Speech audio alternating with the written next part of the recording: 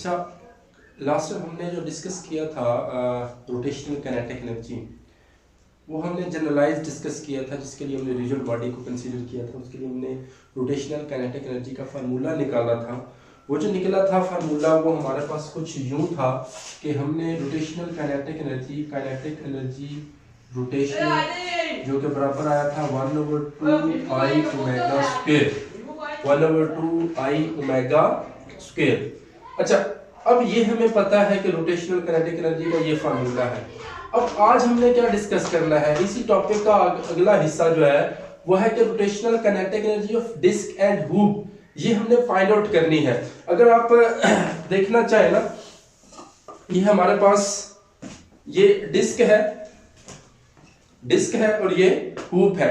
अभी हम इसके ऊपर एक्सपेरिमेंट भी करेंगे और इनकी रोटेशनल काइनेटिक एनर्जी जो हमने यहाँ पे फाइंड आउट करनी है, इसको एनालाइज भी करेंगे कि ये इस फार्मूले के अकॉर्डिंग और जो फिजिकली है इन चीजों में क्या डिफरेंस है, कि कोई डिफरेंस है भी कि नहीं है। ठीक है, तो सबसे पहले हम रोटेशनल काइनेटिक एनर्जी फाइंड करेंगे डिस्क की, और rotational kinetic energy find out करेंगे हूप की। ये हूप है, हूप भी कहते हैं इसको, रिंग भी बोलते हैं। अच्छा, फाइंड आउट करते हैं जी। सबसे पहले आप rotational kinetic energy find out करें किसकी, डिस्क की। रोटेशनल काइनेटिक एनर्जी ऑफ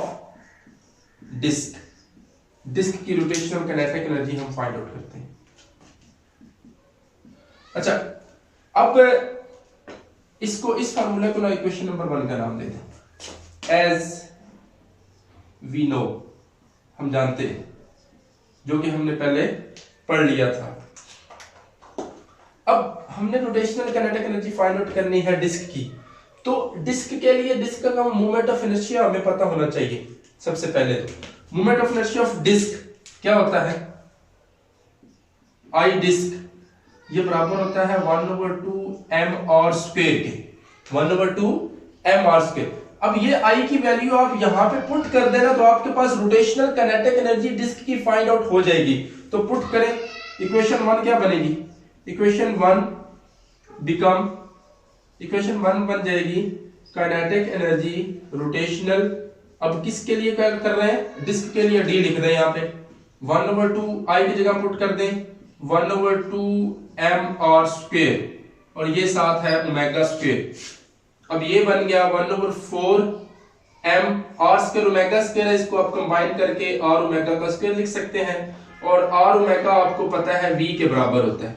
इधर साथ मेंशन कर दें v is equal to r omega, v is equal to r omega. ये हमने इसी चैप्टर में जो स्टार्ट वाले टॉपिक है वो है relation between linear and angular velocity. अच्छा, ये रोटेशनल काइनेटिक एनर्जी निकल आई डिस्क की, किसकी निकली है, डिस्क की। ये डिस्क की रोटेशनल काइनेटिक एनर्जी हमने फाइंड आउट कर ली। अब साथ और क्या चीज है, हूप है ना, हम हूप की भी रोटेशनल काइनेटिक एनर्जी यहाँ पे फाइंड आउट करेंगे। तो लिखिए rotational kinetic energy of hoop, rotational kinetic energy of hoop, hoop की रोटेशनल काइनेटिक एनर्जी क्या होगी। अब किसी भी बॉडी की अगर आपने रोटेशनल काइनेटिक एनर्जी पे हमारी बात हो चुकी है कि ये एनर्जी वो होती है जो कि स्पिन मोशन की वजह से होती है। ये हूप है ना, ये अपने एक्सिस के गिर्द ऐसे घूमता है। अब ये अपने एक्सिस के गिर्द घूम रहा है, ठीक है। तो जो स्पिनिंग की वजह से एनर्जी होती है उसको हम रोटेशनल काइनेटिक एनर्जी निकालते हैं, और ये डिपेंड कर रही होती है मूवमेंट ऑफ इनर्शिया के ऊपर। अब जो हूप है इसका मूवमेंट ऑफ इनर्शिया हमारे पास होता है आई, हूप जो है वो बराबर होता है mr स्क्वायर। अब इसी को भी आपने इक्वेशन नंबर 1 में अगेन पुट करना है। तो इक्वेशन 1 आपके पास क्या बनेगी, अगेन बिकम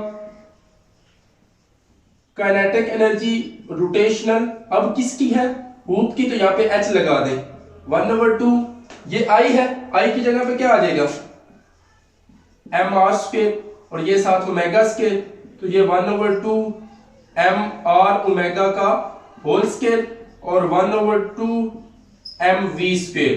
जैसा कि आपको पता है कि v जो है वो r ओमेगा के बराबर होता है। तो ये जो काइनेटिक एनर्जी रोटेशनल निकली है ये किसकी है? हुप की। अब यहां पे अगर आप देखें, इस इक्वेशन को नाम दे दें इक्वेशन नंबर 2 का, और ये इक्वेशन नाम दे दें इक्वेशन नंबर 3 का।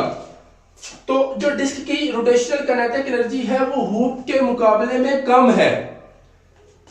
क्यों कम है? क्योंकि डिस्क का मोमेंट ऑफ इनर्शिया आई जो है वो 1/2 mr² था और हुप का mr² है। डिस्क का मोमेंट ऑफ इनर्शिया कम है, इसलिए इसकी रोटेशनल काइनेटिक एनर्जी भी कम है। समझ आ गई बात की? तो हम लिख सकते हैं from equation 2 and 3 rotational kinetic energy जो है हुप की, ये ज्यादा है किससे? Rotational kinetic energy of disc से। कितनी ज्यादा है? आप इसमें और इसमें फर्क देख सकते हैं कि 2 का फर्क चल रहा है। तो डिस्क की जो रोटेशनल काइनेटिक एनर्जी है वो हुप के मुकाबले में हाफ है, कम है हुप के मुकाबले में। तो यहां पे एक और रिलेशन याद रख लें कि जो रोटेशनल काइनेटिक एनर्जी है डिस्क की वो कम है ना हुप के मुकाबले में। इसको लिख सकते हैं 1/2 times rotational kinetic energy of hoop. ये रिलेशन याद कर लीजिए, ताकि अगर आपसे कोई पूछता है कि इन दोनों में रेशो क्या है, तो आप रेशो भी यहाँ पे बता सकते हैं। ये एमडी कैट के लिए जो ना वो एमसीक्यूज बन जाता है। अच्छा, अब हमने दोनों की rotational kinetic energy find out कर ली। ये हमारे पास डिस्क है और ये हुप है। अब इन दोनों की वेलोसिटी हमने फाइंड आउट करनी है, और वेलोसिटी फाइंड आउट करने के लिए हम इनको एक इंक्लाइंड प्लेन से नीचे ऐसे नीचे फेंकेंगे और हमें पता चलेगा कि इनकी वेलोसिटी में क्या फर्क आ रहा है। किसकी वेलोसिटी ज्यादा है? किसकी वेलोसिटी ज्यादा है? डिस्क की ज्यादा है या हुप की ज्यादा है? वो हम यहाँ पे एक दफा चेक कर लें, उसके बाद हम मैथमेटिकली भी इसको प्रूव करेंगे कि किसकी वेलोसिटी ज्यादा है। डिस्क है और ये हुप है, तो हम फाइंड आउट करना चाह रहे हैं इनकी वेलोसिटी। और वेलोसिटी के लिए हमने क्या किया कि एक इंक्लाइंड प्लेन ले ली जिसकी जमीन से हाइट h है। अब हम यहाँ पे देखेंगे कि किसकी वेलोसिटी ज्यादा है, डिस्क की है या हुप की है। फिर इसी को मैथमेटिकली हम प्रूव करेंगे कि किस।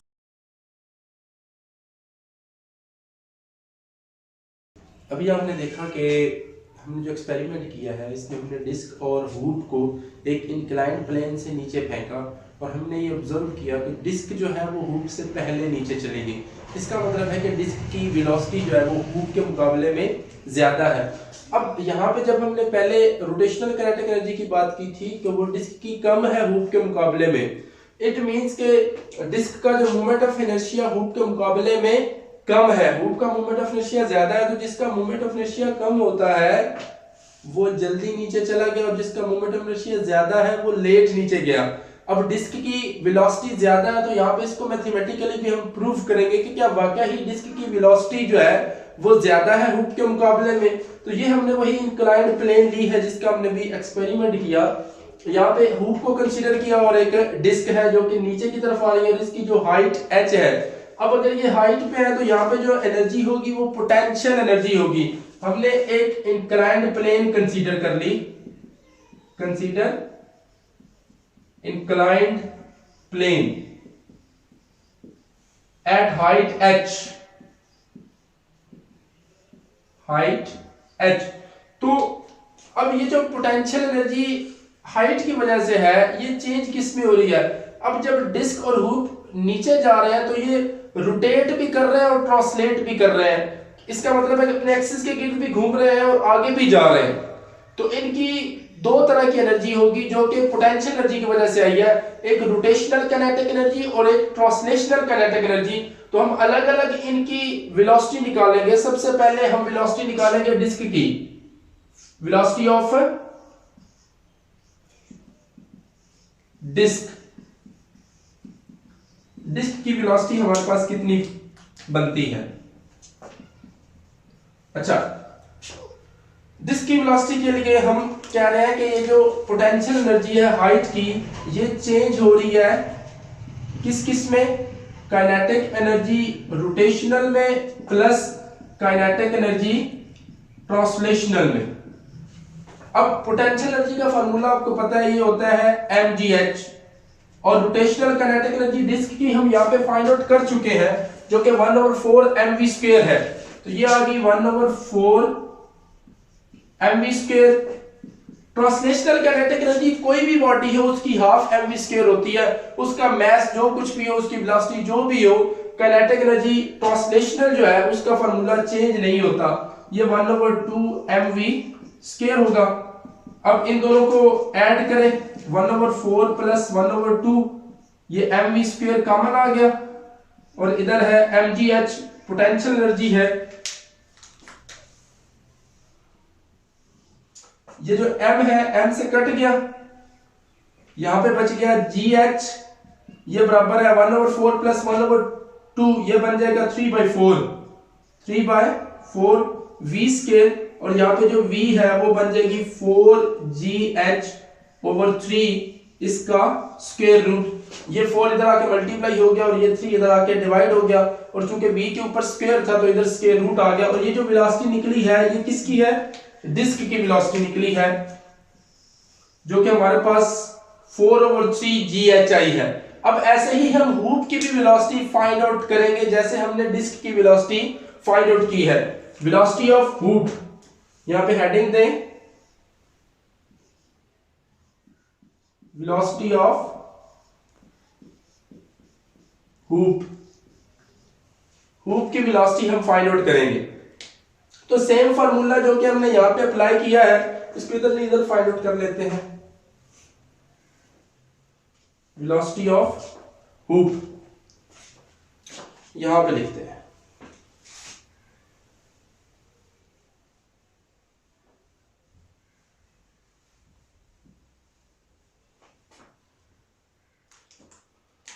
वेलोसिटी ऑफ हूप की वेलोसिटी हम फाइंड आउट करते हैं। अच्छा, बिल्कुल सेम फार्मूला फॉलो होगा कि पोटेंशियल एनर्जी किस में चेंज हो रही है, हूप रोटेट भी कर रहा है और ट्रांसलेट भी कर रहा है। तो पोटेंशियल एनर्जी बराबर होगी kinetic energy rotational plus kinetic energy translational. Kinetic energy rotational plus kinetic energy translational. अब हूप की ये पोटेंशियल एनर्जी तो होगी mgh, और रोटेशनल काइनेटिक एनर्जी हमने इधर जो फाइंड आउट की थी हूप के लिए वो थी 1/2 mv², और ट्रांसलेशनल तो सबके लिए सेम होती है, वो होती है 1/2 mv²। तो ये 1/2 प्लस 1/2, ये mv², ये बन गया 1/4 mv²।